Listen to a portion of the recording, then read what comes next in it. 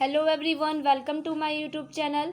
आज के इस वीडियो में पढ़ेंगे class 10th first flight book का चैप्टर 3, जिसमें कि सेकंड स्टोरी है द ब्लैक एरोप्लेन। दो स्टोरी थी इस चैप्टर में, फर्स्ट स्टोरी कवर हो चुकी है, second story the black aeroplane इस वीडियो में पढ़ेंगे। तो यहाँ पे पहले जो भी हैपन हुआ है उसके पहले बताया जा रहा है कि वहाँ का मौसम कैसा था। तो एकदम स्काई एकदम क्लियर थी, सारे स्टार शाइनिंग कर रहे थे और मून ऐसा लग रहा था कि ईस्ट की साइड चलता चला आ रहा है।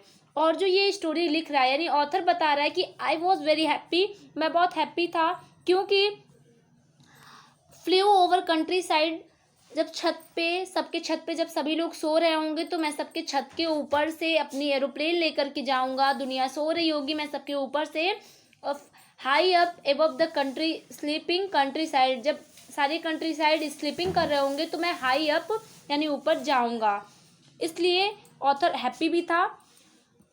अब ये है कि ये लोग जा कहाँ रहा था ये एरोप्लेन से, तो France back to England, France से इंग्लैंड को वापस जा रहा था ओल्ड डकोटा एरोप्लेन से। ओल्ड डकोटा एरोप्लेन ऑथर के एरोप्लेन का नाम है।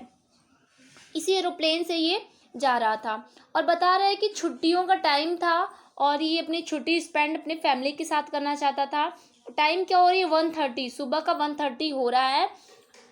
कॉल करता है पेरिस कंट्रोल को, मतलब ये जो पायलट है वो पेरिस कंट्रोल को कॉल करता है, बोलता है Paris control Dakota DS-088 here, can you listen me, क्या आप मुझे सुन पा रहे हैं। उधर से आता है कि DS-088 रिप्लाई आता है कि यस आई हियर यू, मैं आपको सुन पा रहा हूँ।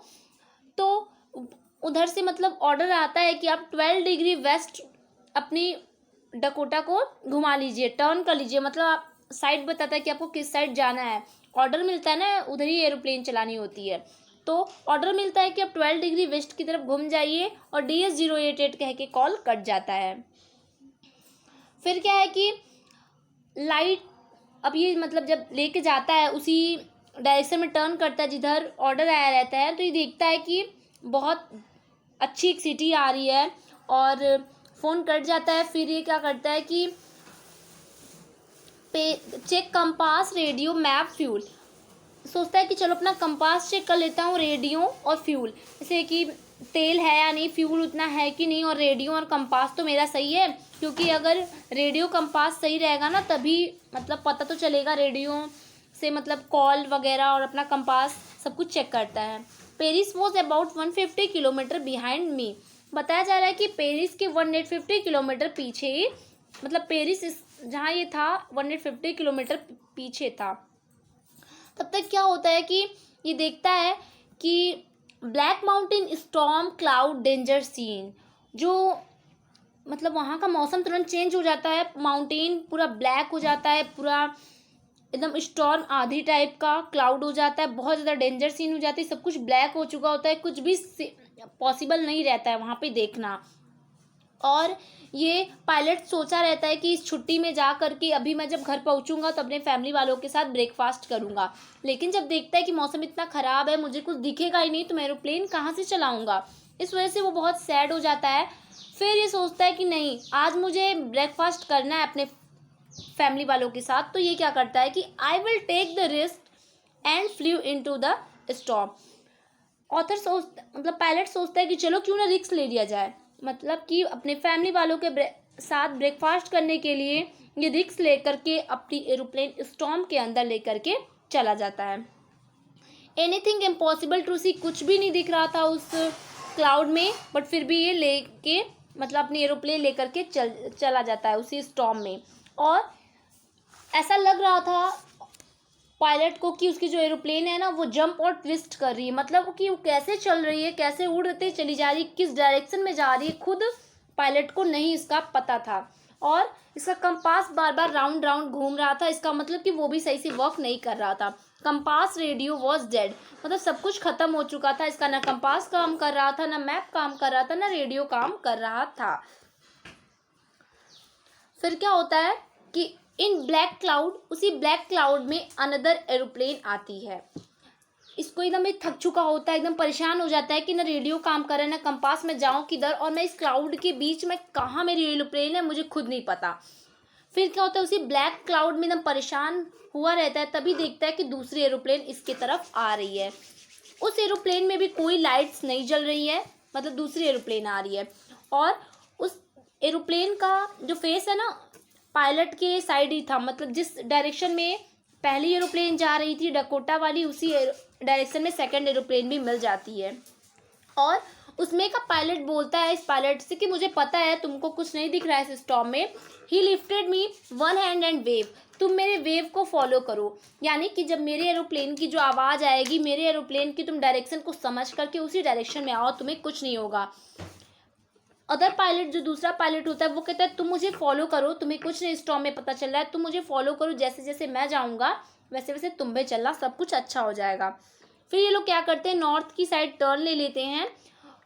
इसको अचानक फर्स्ट पायलट, मतलब जो फर्स्ट पायलट होता है, वो डरने लगता है कि कहीं मैं अपना फ्यूल चेक किया था, मेरा फ्यूल बहुत कम था।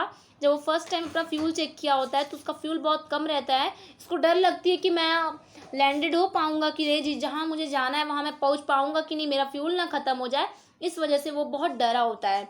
और जैसे जैसे जैसे बच्चे नहीं किसी का साथ पा के उसी के हिसाब से चलते हैं, उसी तरफ सेकेंड एरोप्लेन चल रहा था, और ये डकोटा भी उसका पीछा कर रहा था, मतलब उसी का सहारा लेकर के चल रहा था। इसको फ्यूल का डर लगता है कि मेरा फ्यूल ख़त्म हो गया तो मैं कैसे पहुंचूंगा। तब तक क्या होता है कि ये देखता है कि मैं अंधेरे वाली क्लाउड से बाहर आ गया, यानी कि जो ब्लैक क्लाउड था जहाँ मुझे कुछ नहीं दिख रहा था, वहाँ से ये बाहर आ चुका होता है। बहुत हैप्पी रहता है और देखता है कि I saw two long straight line of light in front of me. वो अपने सामने दो स्ट्रेट लाइन्स को देखता है, लाइट्स के दो स्ट्रेट लाइन को देखता है, और ये भी देखता है कि मैं एक एयरपोर्ट पे आ चुका हूँ, यानी जहाँ मुझे आना था मैं वहाँ पे एयरपोर्ट पे आ चुका हूँ। आई वॉज सेफ, पायलट बता रहा है मैं एकदम सेफ था।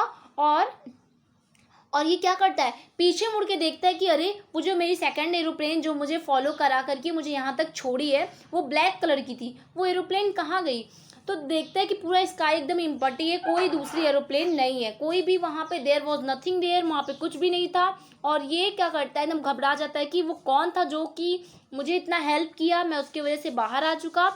और ये क्या करता है, तब तक जाता है कंट्रोल सेंटर पे, जहाँ पे एरोप्लेन वगैरह को बैठ के लोग कंट्रोल करते हैं, वहाँ पे वो जाके वुमेन बैठी होती है, वहाँ पे पूछता है कि अदर पायलट कहाँ है, जो कि मुझे उस स्काई में हेल्प किया होता है, वो कहाँ है, मैं उसको थैंक यू बोलना चाहता हूँ।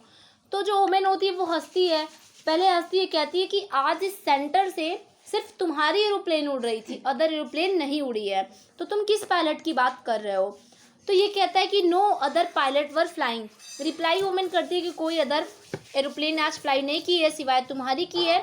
तो ये जो डकोटा का पायलट होता है वो कहता है नहीं, मेरे साथ एक ऐसा पर्सन था जो कि वो मुझे बोला कि आप मेरी एरोप्लेन की वेव को आप फॉलो कीजिए, मैं आपको अच्छे से पहुंचा दूंगा। आखिर वो कौन था।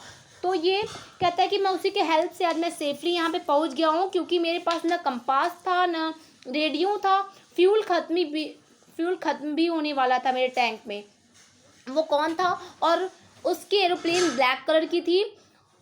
हु वॉज द पायलट, इसका लास्ट क्वेश्चन यही रह जाता है कि वो पायलट कौन था। और ये भी कह सकते हैं कि स्टोरी यहाँ पे ख़त्म हो रही है, और ये स्टोरी मिरेकल रही होगी, यानी चमत्कारी रही होगी। पायलट खुद नहीं डकोटा का समझ पाता है कि वो कौन था, यानी कि यहाँ पे अपने थिंकिंग के हिसाब से गॉड हेल्प कर सकते हैं, कोई भी हेल्प कर सकता है। तो यहाँ पे स्टोरी होती है फिनिश। ये स्टोरी चमत्कारी भी हो सकती है, कुछ भी हो सकता है। और ये लास्ट में क्या होता है कि पायलट मिलता नहीं है, और फर्स्ट पायलट थिंकिंग में पड़ा होता है कि वो कौन था जो कि मेरी हेल्प किए। इस तरह से होती है स्टोरी फिनिश। नेक्स्ट वीडियो में मिलेंगे, तब तक के लिए बाय।